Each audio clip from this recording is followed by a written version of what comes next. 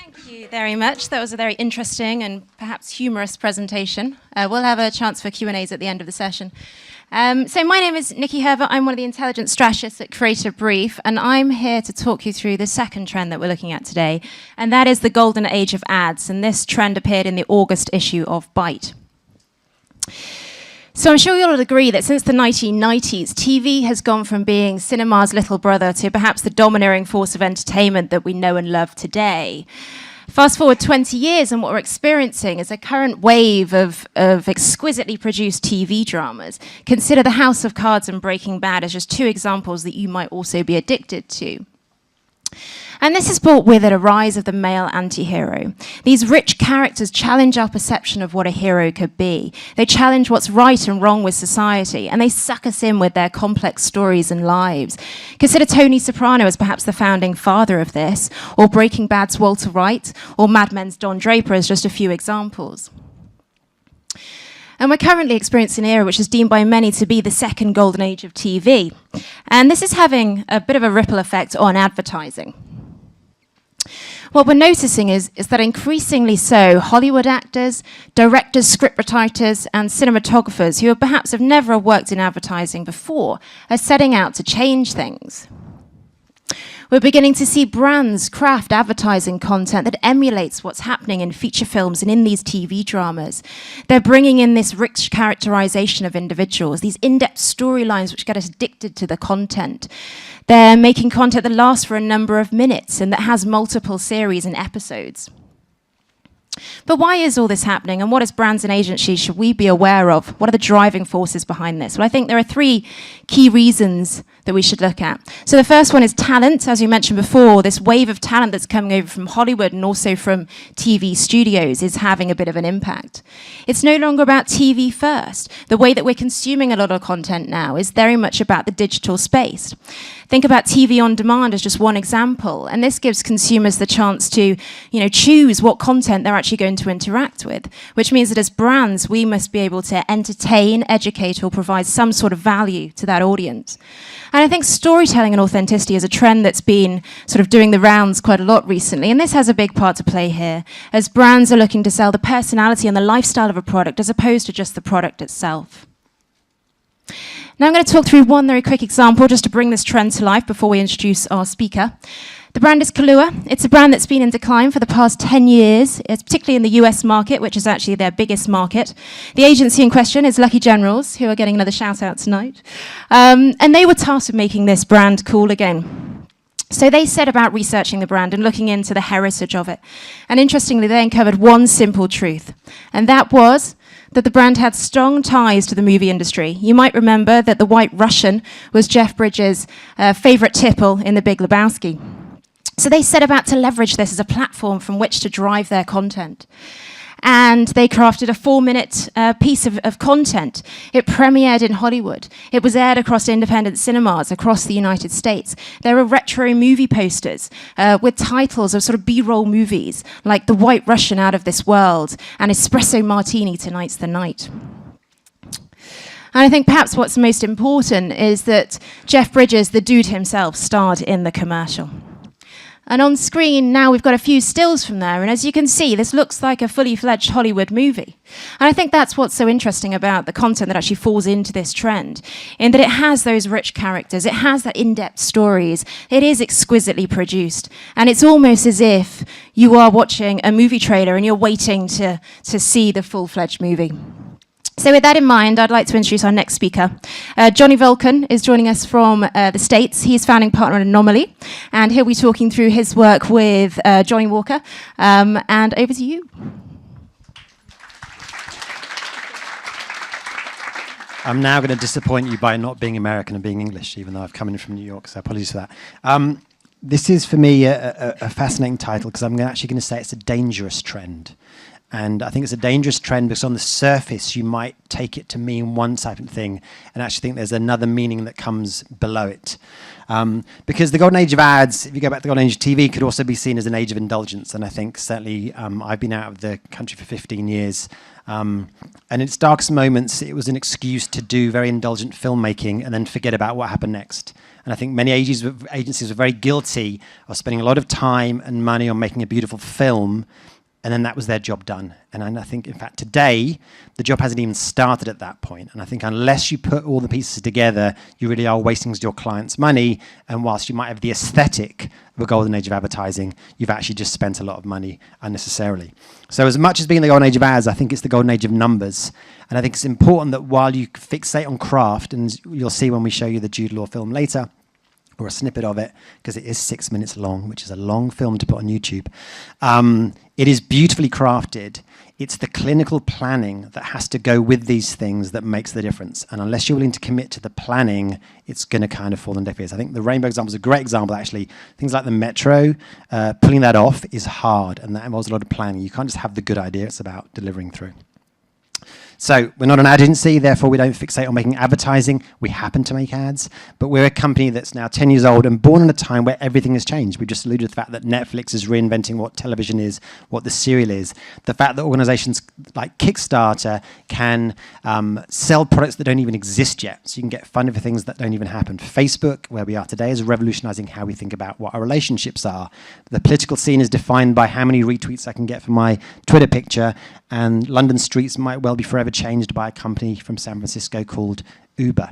All these things are rewiring everything we do, and yet the industry still produces advertising the way it used to, thinks about the way it's used to, and doesn't follow through. And I think we've built a company to try and affect that, and I'll talk a little bit about that with some other examples.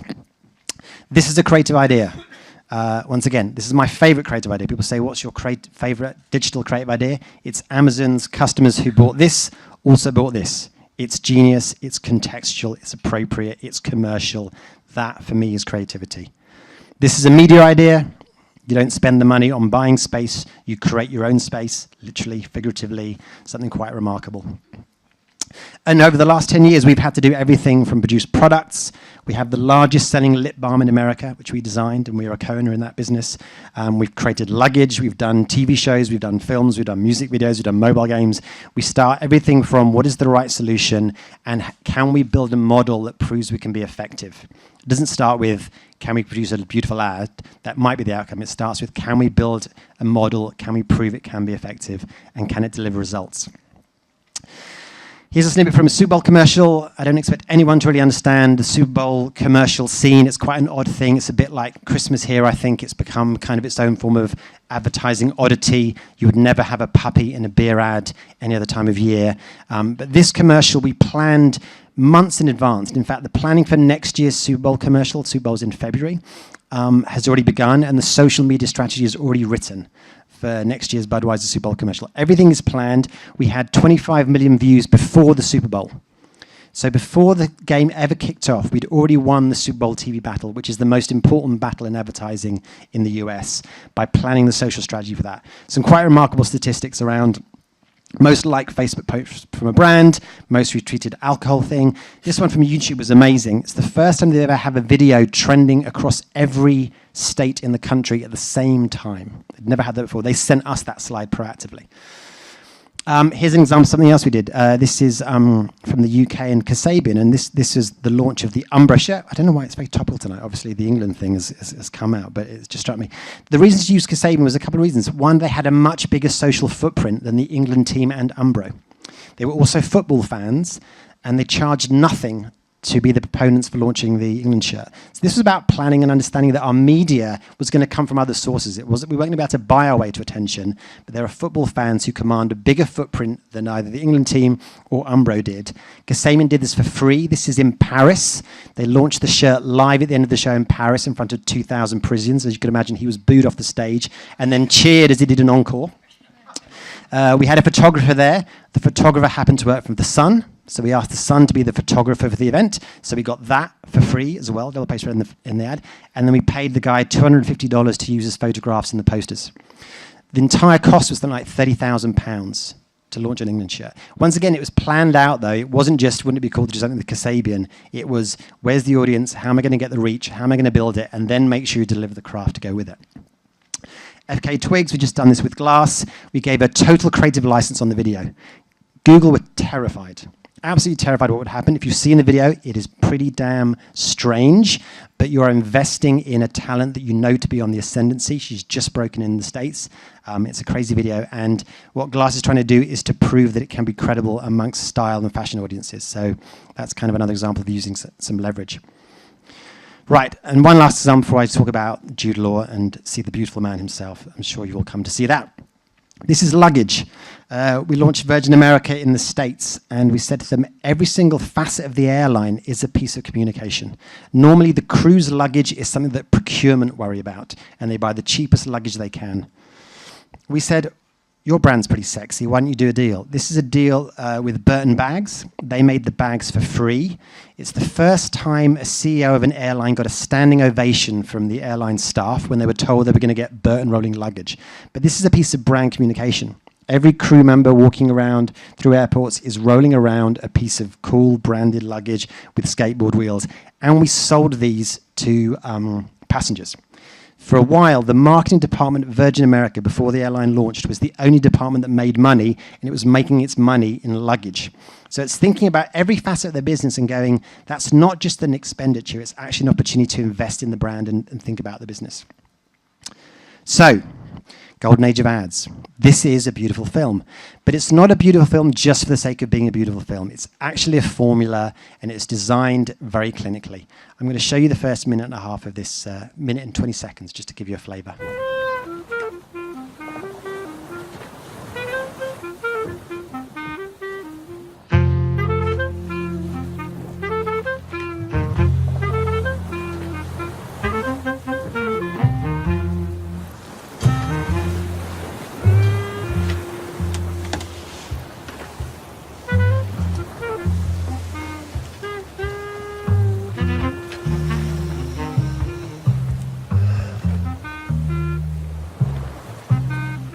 I want this boat. Built in 1928. Designed by the Baglietto Yard. Variazze, Italy. Nothing like it in the world. Rarer than rare. It's not for sale. I don't want to buy it with money. I want to win it. With a dance. With dance. With a dance.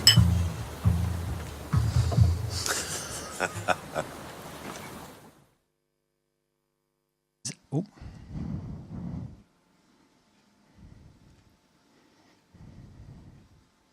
And again. Am I on? Sorry, yes. So that was an ad for £150 worth of whiskey. It's a very expensive whiskey. It's a very expensive ad, but that's an investment, which we'll talk about. This is the brief from the client. We want a statement piece of content. We want to bring the world of Johnnie Walker Blue Label to life like never before. We want to transcend the whiskey category to become an iconic luxury brand. And by the way, we'd like 5 million views.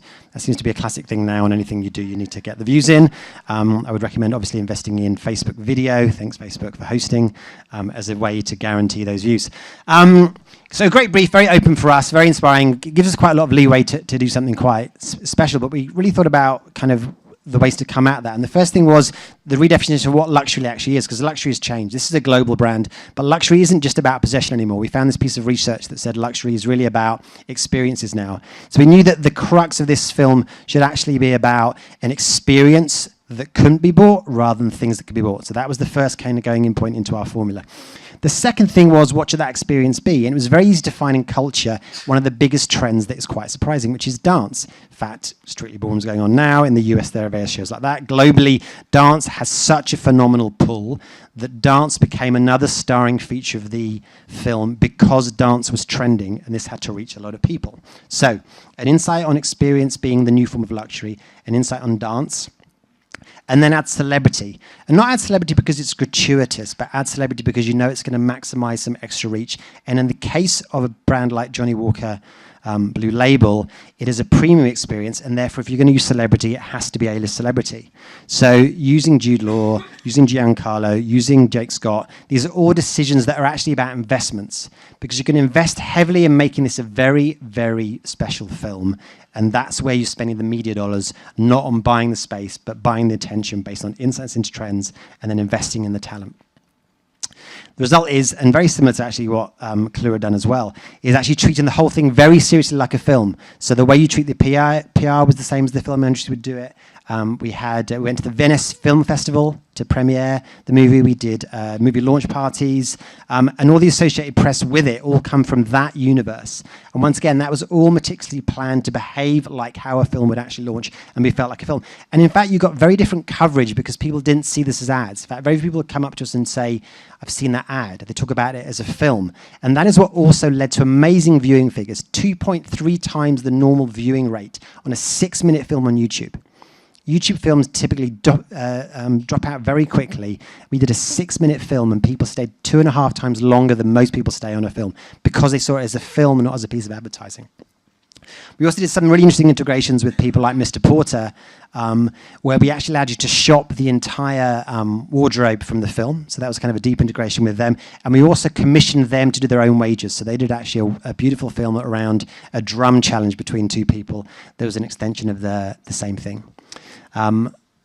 Obviously, the coverage comes with that, treating it very seriously. The coverage follows through, and mainstream coverage as well. And here are some of the highlights. Unruly, across their platform, it's the most successful alcohol campaign they've ever run. We had 28 million views in the first 6 weeks across multiple platforms. As I say, the average duration was huge. 50% of all alcohol share of voice in the first 2 weeks. So pretty astounding stuff. But once again, please don't ever walk away and go, the answer is make a beautiful film. The answer might be make a beautiful film, but the answer is plan for success by working out what levers you're going to need to pull and put them in place first. And then maybe make a beautiful film. It's the right thing to do. So a dangerous trend, there is a trend, but use with caution. I'll stop there. Thank you.